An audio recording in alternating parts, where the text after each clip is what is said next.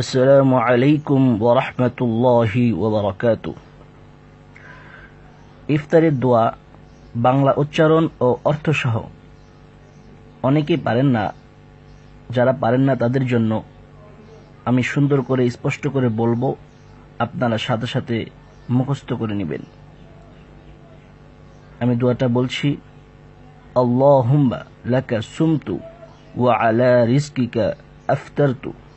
আবার বলছি, আল্লাহুম্মা লাকা সুমতু ওয়া আলা রিজকিকা আফতারতু। বাংলা উচ্চারণ দিয়ে দিয়েছি। আপনারা যারা আরবিতে না বুঝতে পারেন, বাংলা দেখে পড়ে নেবেন।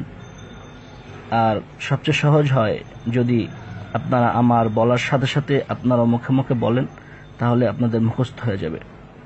এই দোয়ার অর্থ হচ্ছে, হে আল্লাহ, আমি তোমার ওই সন্তুষ্টির জন্য রোজা রেখেছি এবং তোমার ওই দেওয়া রিজিক দ্বারা ইফতার করছি। আল্লাহ পাক রব্বুল আলামিন আমাদেরকে সঠিকভাবে রোজাগুলো আদায় করার তৌফিক দান করুন। আল্লাহ হাফেজ।